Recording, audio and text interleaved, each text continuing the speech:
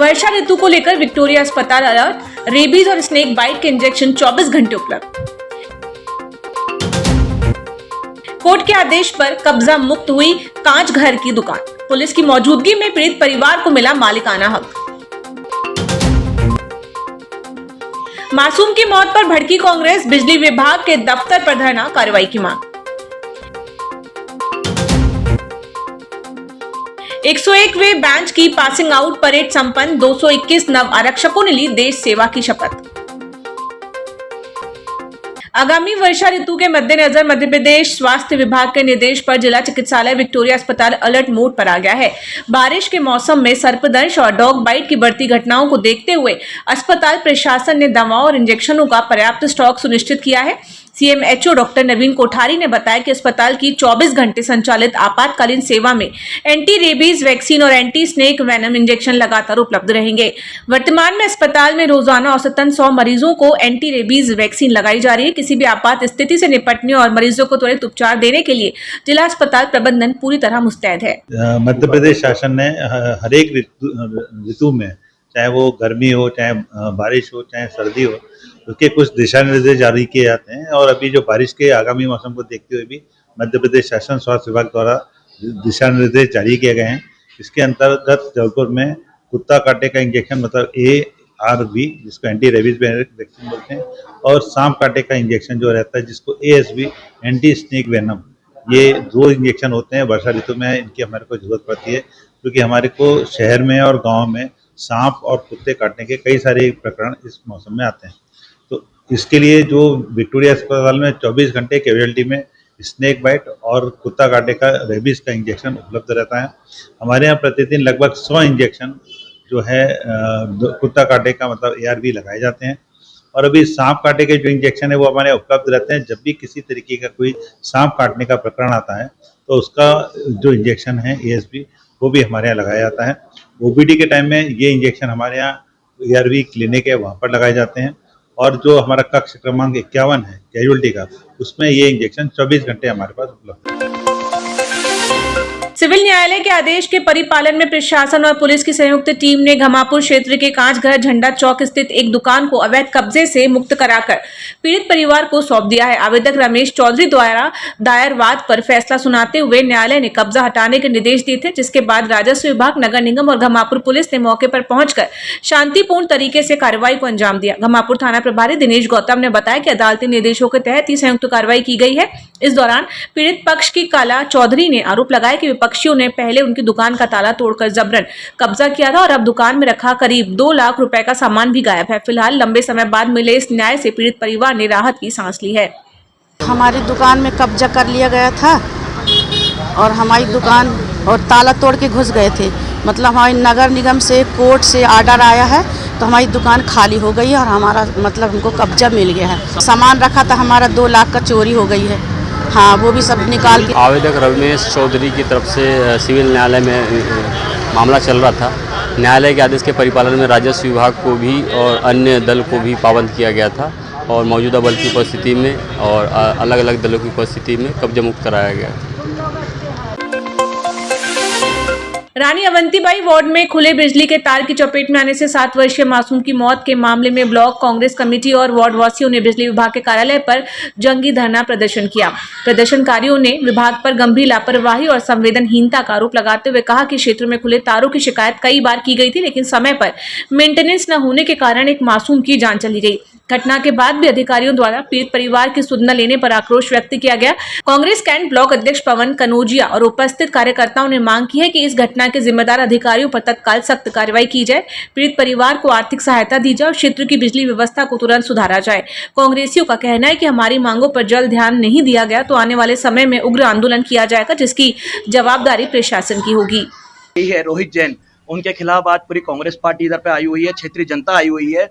मुख्य कारण ये था, आज से करीब 2025 सन में अक्टूबर के महीने में जब दशहरा चल समारोह चल रहा था, बीटा में 50 से ज्यादा लोगों को करंट लग जाता, जिसकी सूचना थाने में शांति समिति की बैठक में जो बिजली विभाग के अधिकारी थे उन तक पहुंचा दी गई थी। उसके बाद भी ये रोहित जैन जो है इन्होंने कोई सुधार कार्य नहीं किया। उधर पे 11 केवी की जो लाइन थी वो झूल रही थी, जिसके कारण 2 लोगों की तत्काल में मृत्यु हो जाती। वो लोग जो थे वो घर का लालन पालन करते, उनकी मृत्यु हो जाती है। उसके बाद 50 से ज्यादा लोग घायल हो जाते हैं, उनका उपचार के बाद उनको घर पहुंचाया जाता है, लेकिन ये 4 लाख रुपए देके सोचते हैं हम किसी की भी जान ले सकते हैं। आज फिर वही घटना घट गई। आज 3 दिन पहले ही गौर जमतरा में कोलरिया ग्राम में एक 7 वर्षीय बालक श्लोक का आज करंट लगने से मृत्यु हो जाती है। और ये रोहित जैन जो है इधर का जय है, इसको 2 घंटे कंटिन्यू फोन लगाते गए, लेकिन इन्होंने कभी सुनवाई नहीं करा। इधर जितने भी लोग आए हुए सबकी एक ही जो कहना था, सबका एक ही कहना था कि ये रोहित जैन जो है खाली ऐसे में बैठा रहता है, जनता की कोई बात नहीं सुनता है, ना फोन उठाता ना कार्रवाई करता है। इनको बार बार सूचना दी गई कि छेवला तरफी तिलेरी तरफी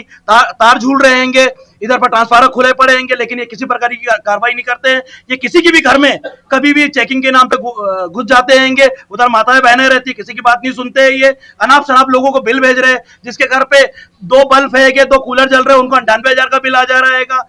किसी के घर पे घुसकर तोड़फोड़ करना चालू करते, गुंडे लेके घुसते हैं। ये सब विभिन्न मुद्दों को लेकर आज हम लोग इधर आए हुए हैं, क्योंकि रोहित जैन के सामने, क्योंकि अगर इनके परिवार का कोई सदस्य जाता, अगर करंट से लगता तो उनको वो दर्द पता चलता।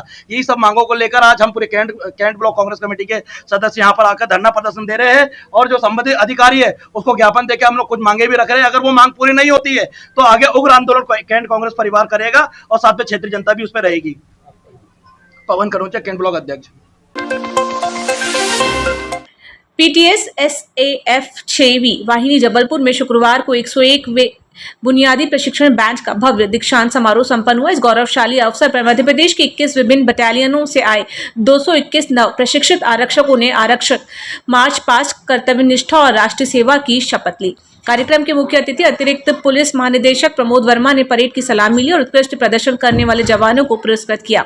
उन्होंने कहा कि संस्थान पुलिस को अनुशासित जवान सौंपने में अहम भूमिका निभा रहा है। कमांडेंट सिद्धार्थ चौधरी ने बताया कि वर्ष 1942 में स्थापित इस ऐतिहासिक वाहिनी से अब तक 100 बैच पास आउट हो चुके हैं। इस कड़े प्रशिक्षण के दौरान जवानों को कानून, वीआईपी सुरक्षा, ड्रिल, फायरिंग और आपदा प्रबंधन के व्यवहारिक गुर सिखाए गए हैं। कार्यक्रम में DIG Atul Singh, deputy commandant Ashutosh Mishra सहित अन्य वरिष्ठ अधिकारी और जवानों के परिजन मौजूद रहे। आज हमारे यहाँ से 221 नव आरक्षक विशेष सशस्त्र बल के जो प्रदेश के विभिन्न 22 बटालियन से यहाँ प्रशिक्षण प्राप्त कर रहे थे गत लगभग 1 सालों से, आज प्रशिक्षण पूर्ण करने के उपरांत आज उनका दीक्षांत समारोह था, जिसमें हमारे मुख्य अतिथि माननीय ADG sir Shri Pramod Verma sir यहाँ उपस्थित हुए। उन्होंने पूरी परेड देखी। लड़कों ने काफ़ी अच्छी तरीके से यहाँ पे दीक्षांत परेड में हिस्सा लिया, अपना प्रदर्शन दिखाया है, और अब वो जो है तैयार हैं प्रदेश के विभिन्न बटालियन में जाके अपनी सेवाएं देने के लिए।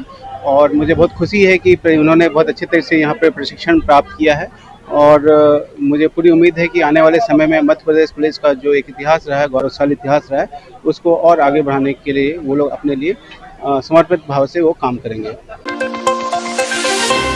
बरेला थाना क्षेत्र के शारदा मंदिर के पास एक दिल दहला देने वाले सड़क हादसे में 2 लोगों की कार में जिंदा जलकर मौत हो गई। यहां एक तेज रफ्तार बेकाबू डंपर ने कार को टक्कर मारने के बाद करीब आधा किलोमीटर तक सड़क पर घसीटा, जिससे कार डंपर के नीचे फंस गई और आगे खड़े एक वाहन से टकराते ही उसमें भीषण आग लग गई। कार सवार दोनों लोग वाहन के भीतर फंस गए और उन्हें बाहर निकालने का मौका ही नहीं मिला, जिससे मौके पर ही उनकी दर्दनाक मौत हो गई। सूचना मिलते ही पुलिस और दमकल की टीम ने मौके पर पहुंचकर आग बुझाई और शवों को पोस्टमार्टम के लिए भेजा। फिलहाल बरेला पुलिस ने आरोपी डंपर चालक के खिलाफ मामला दर्ज कर उसकी तलाश शुरू कर दी है। शाम को थाना बरेला को सूचना मिली कि शारदा मंदिर के पास मंगलायतन यूनिवर्सिटी का जो ढलान है उस पे एक मंडला की ओर से आने वाली स्कॉर्पियो जो थी वो एक हाईवा से ओवरटेक करते हुए एक दूसरे हाईवा से जाकर जा भिड़ी और दोनों हाईवा के बीच में वो जाकर फंस गई और जिसमें उसमें आग भी लग गई और जो 2 लोग बैठे हुए थे वो उसी में जलकर उनकी मृत्यु हो गई है। अभी प्रथम दृष्टया गाड़ी के नंबर से जब पता किया गया तो ये आर्य नगर रोहतक की गाड़ी है और उनके मालिक से भी संपर्क हो गया है।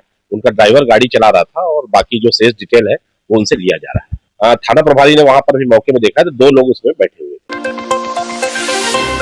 ओमती थाना क्षेत्र के अंतर्गत बस स्टॉप पर अचानक गिरे एक बुजुर्ग की मौके पर ही मौत हो गई। स्थानीय दुकानदारों की सूचना पर पहुंचे ओमती थाने के एएसआई बीआर चौधरी ने बताया कि मृतक की उम्र करीब 55 से 60 वर्ष के बीच है और हुलिये से वह मुस्लिम प्रतीत हो रहा है। फिलहाल बुजुर्ग की पहचान नहीं हो पाई है और न ही ये पता चल सका है कि वह कहां का रहने वाला था। पुलिस ने मर्ग कायम कर शव को पोस्टमार्टम के लिए भिजवा दिया है और तकनीकी साक्ष्यों व आसपास के थानों की मदद से अज्ञात शव की शिनाख्त के प्रयास किए जा रहे हैं।